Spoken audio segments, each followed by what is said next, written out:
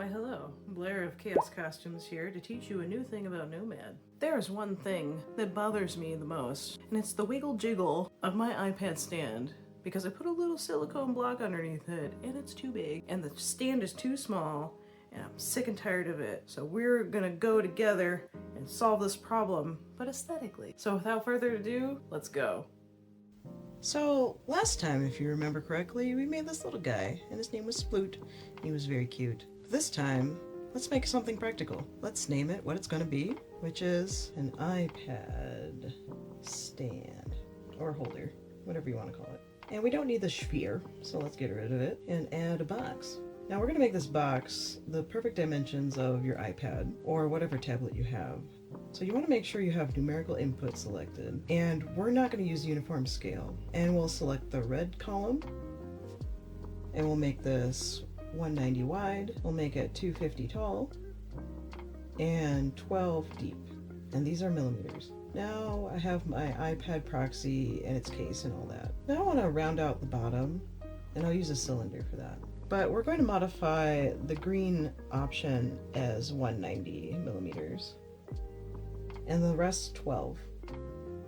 Now we can drag that down and turn on snapping and rotate it 90 degrees. Now that it's right on the cusp of those edges there. Now I'm going to take this box and duplicate it before I validate it so I can use it again. Then I can validate the original box and trim out the corner. I want to make sure it's in orthographic view. We're going to use this shape to boolean out what we're going to make. I want it to print without support, so this is why we're doing this. Now I can select those two things and combine them. Now that we have the original shape, in order for it to fit inside my print bed, it has to be a little bit shorter. Then I'm going to elongate the bottom so we can make the cradle for the iPad. I'm actually going to push this out so it's bigger than the shape inside of it. I'm going to make this shape on the inside a little wider so when I go to boolean it out, it booleans cleanly. So you see here, what happened is that I didn't voxel merge those two shapes together before I did this. So let's do that real quick. And I'll keep sharp edges engaged. Now I can boolean out this shape without it getting weird in the geometrical department. Now that I got this immense U shape, let's trim it down. So I'll go with the trim tool in the rectangle and get rid of that front side. I'll just voxel remesh this real quick just to get rid of the sparkly edges. Now I'll voxel remesh this real quick to get rid of any egregious geometry. And then since I want the file to be small, I'll decimate this shape.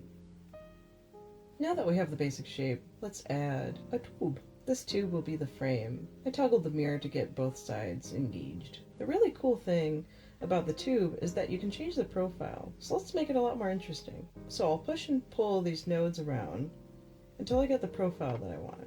I think I'm pretty satisfied with that. So if you notice, it's rotated, but we can fix that by toggling the snapping and rotating it around so it faces forward. Let's tuck that into the frame so it lines up with the back, shrink it down a little bit.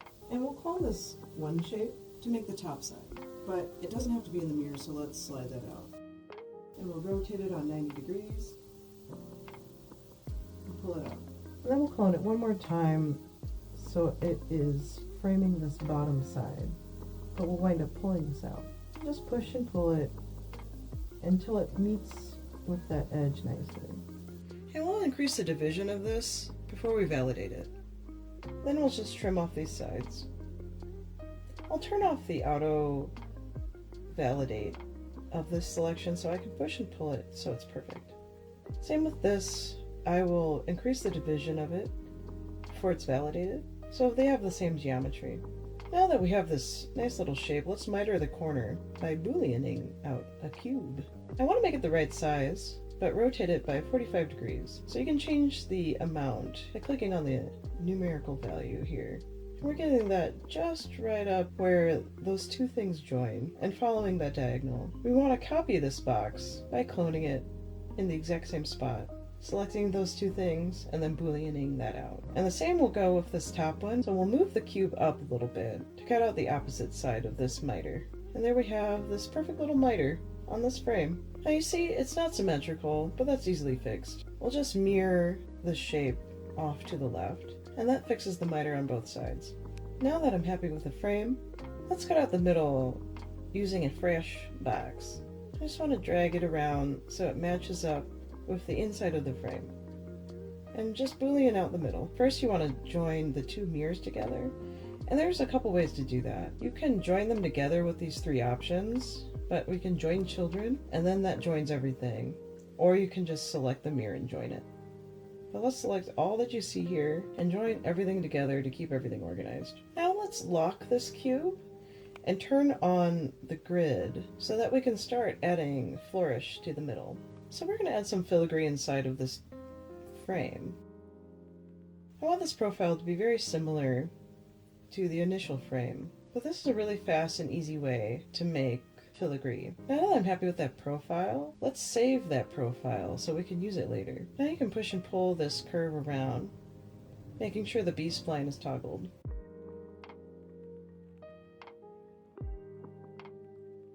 And then we'll toggle the mirror. And then start drawing out more curves. If you have an initial shape toggled, it will repeat that shape if you draw another tube. Since we do have snapping turned on, you want to make sure you're not drawing over your initial shape or else things will get real weird. I keep the snapping toggled so that it draws everything on the same plane. This is the only thing I have found snapping is useful for. Now I want to add a tube in the center, and the best way to do that is populating it through the primitive menu. And then we're going to go in with our preset profile. But if you see here, you can't really see it. It's because it's in the mirror. So I'm going to swing that out of the mirror and then rotate it to the left with 90 degrees. And while I'm here, increasing the division of everything I've drawn. Now that I've added this shape, it's nice and centered and well divided. So I'm going to turn off snapping and turn on the grid and the snap to grid just to straighten all this out. Now I can push these so they kiss, and then they kind of print as one piece. So the magic happens with this filigree by toggling the radius a couple times and shrinking the tip really small to curve it out.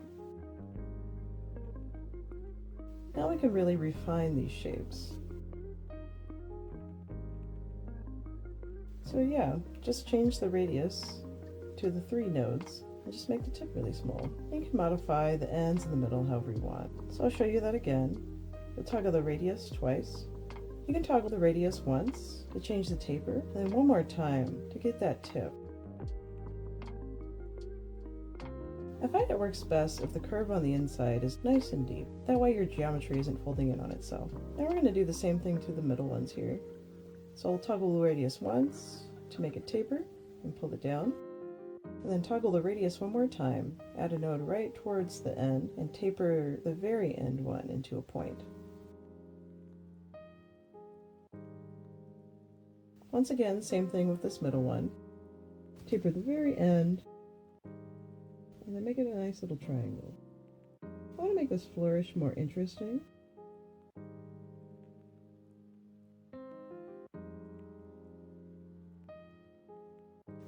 I want to make sure the edges are touching the frame so that it prints sturdily all in one piece. Now that we're happy with the center of the frame, let's add some embellishment on the top. So I'm going to clone this assembly that I've already made and bring it up here. Now the centerpiece, I want to make it a lot smaller. Same with these side guys. And add more detail by just cloning these side ones. Now I'm going to turn on the grid again and lock my view so I can add more filigree. I'm going to select this existing tube and just draw my filigree.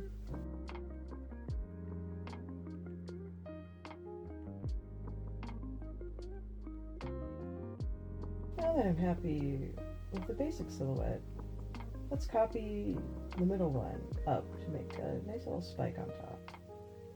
I want it to be a little shorter, so I'll shrink it down. Now I'll select this tube on the side and keep drawing more filigree. It's pretty much rinse and repeat.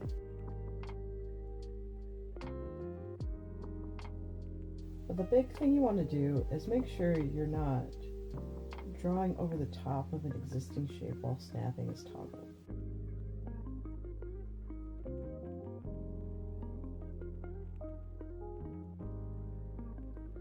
You can turn off snapping to overlap things once you're happy with the shape overall.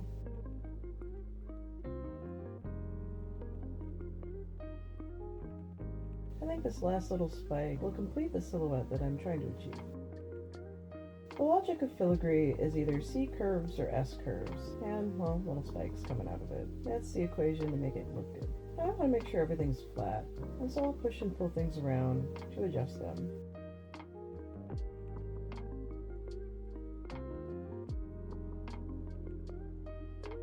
You can use the X-ray tool to kind of see through stuff. Now let's work on the side panels. So same logic as before, lock your view by hitting the lock button on the side here. And select the tube that has the shape that you want and start drawing out your forms. If you move your nodes to the one adjacent to it, it will delete a node. And rinse and repeat. Keep drawing tubes until you build out the filigree. I'll just keep drawing my basic shapes until I'm content. These shapes are pretty similar, so I'm just going to use the clone tool and just drag it down. And just do it again.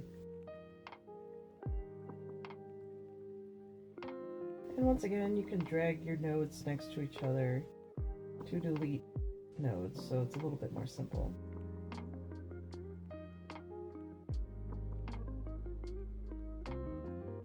The last little piece is this little S-curve down here.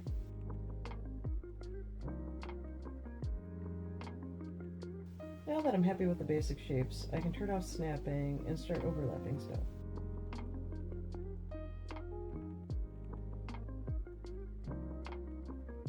The logic of the tip, so it doesn't get weird geometry and fold over on itself, is that you want the two last nodes to line up, and everything else can be curved around that.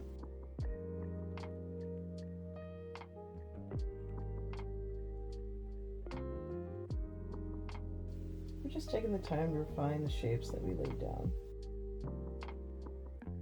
This might seem tedious, but honestly, this is way easier than carving filigree.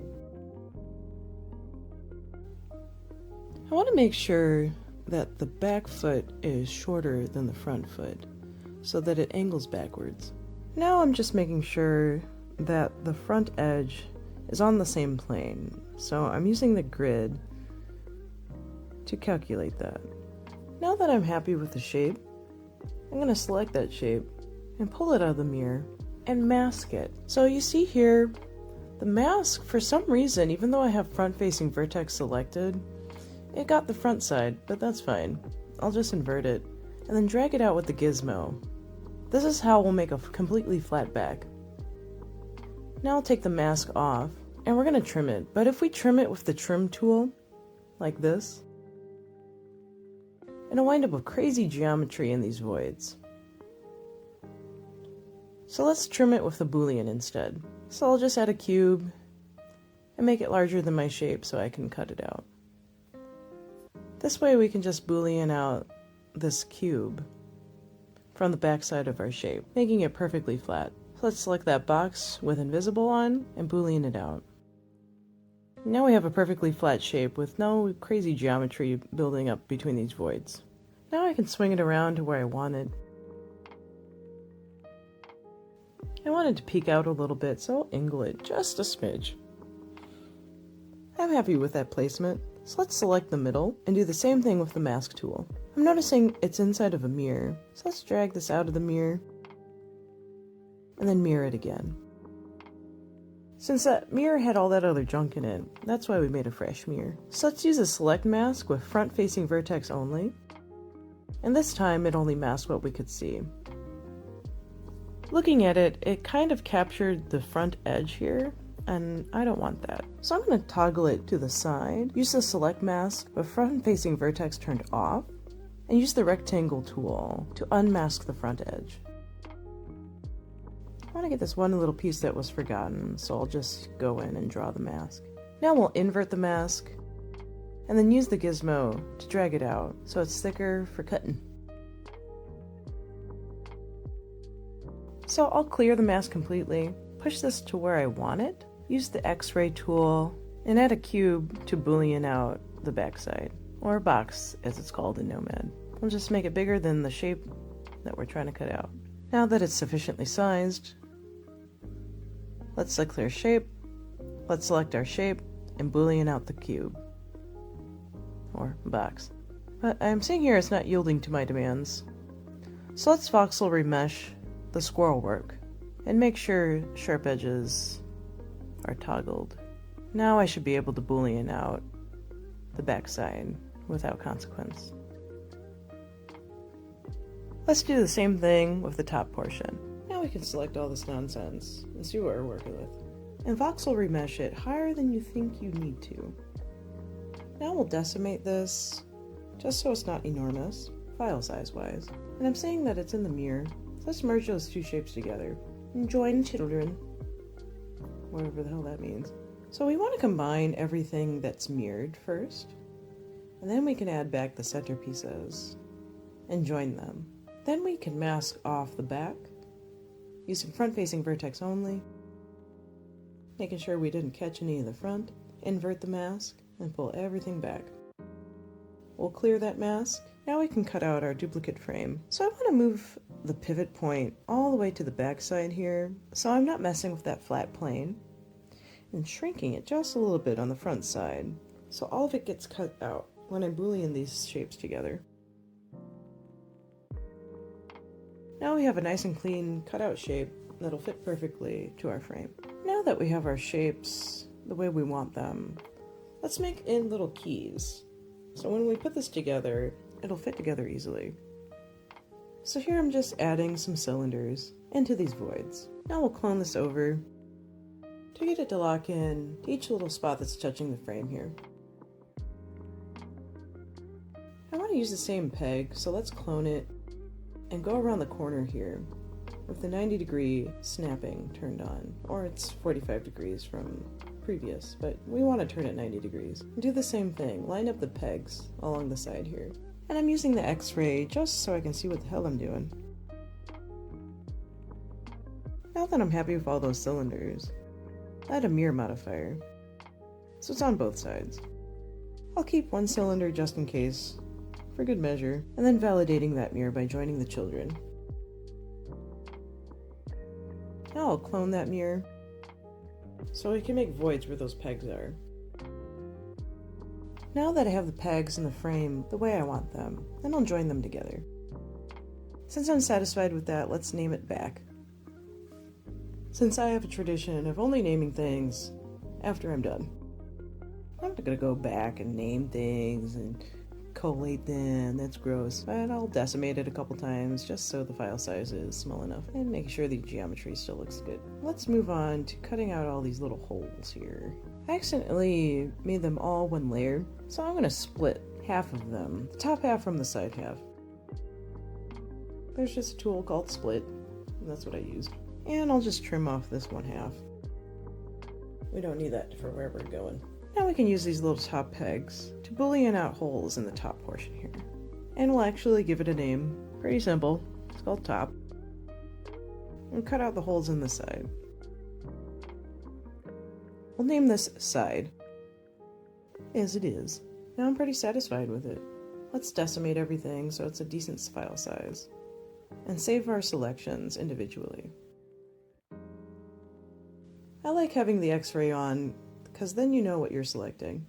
It looks like the geometry back here is a little sparkly, so let's remesh it, and that will fix the weird overlap, and then decimating it to a decent file size. Now we can save it. Now it's time for slicing. Let's import those files that we just saved, and we'll select no, and we'll use multiple plates by clicking this button. I'll push these pieces over here. Now we can rotate this guy on his face, the back face. And I'll repair him real quick. Rotate that guy so he lays flat. Same with this one. Now we'll add another plate and clone the side, then right click and mirror him along x-axis. So we have two sides. I'm noticing here, this guy needs a really intense repair job.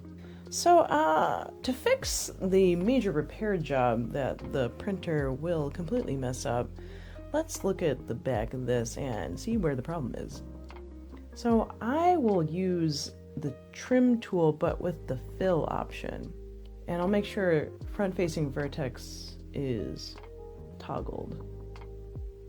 And kind of fill that in. It looks like absolute garbage, but I swear it's better. Same with down here, this got sparkly.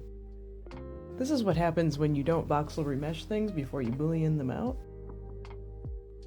I think I made this worse, so let's just fix whatever we can with the fill option of the trim tool. So now I'm going to go in with the planar tool and start where the flat edge is and kind of color that in. It looks like absolute dog crap, but I promise we are actually fixing it. Now we can voxel remesh this all together, keeping the sharp edges. It made a little hole here, but that's okay. We can just mirror it to fix that. And repair the symmetry. Now that's looking good, and a lot easier to print, and a lot less to repair. So I want this guy to print flat, so I'm just gonna move him down a smidge on the build plate, so everything's touching. And then I want to make sure his support is toggled, because those little pegs that stick out will need something to support it. And I want the top surface to be concentric. You can choose whichever infill makes you happy, but I'm gonna take it down to 8%. I want to use this setting, but having the supports build organically will not allow for it. I made this so that I don't want supports building in this little lip here. I'm going to right click and get rid of the supports in this area. So I'm going to use this variable layer height setting, and this won't work with supports, which is fine, since we designed these things not to use supports. So I'll make sure to have the supports toggled off, and let the variable layer height determine itself, and now I can slice it. Using this setting just helps prevent extreme stair-stepping on these curved areas. And we'll do the same to this final wall, and send everything to the printer.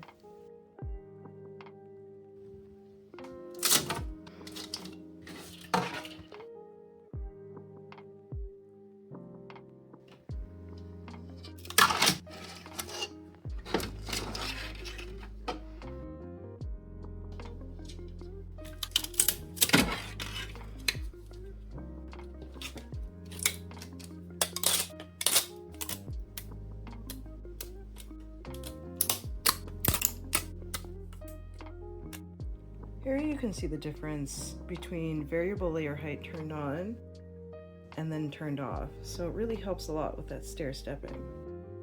You still get it a little bit, but not as strongly.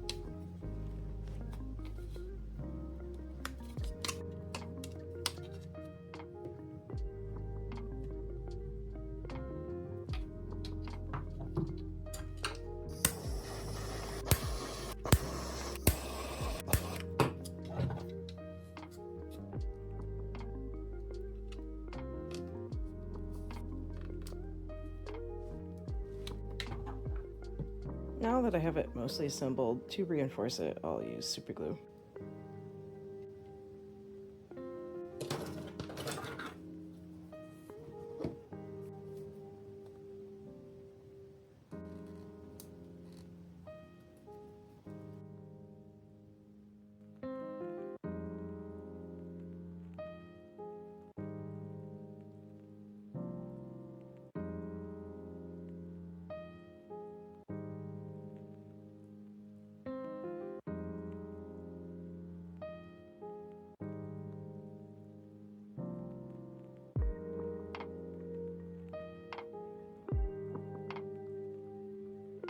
have solved my problem in the most beautiful way. And we got to learn something on the way, right? Yeah?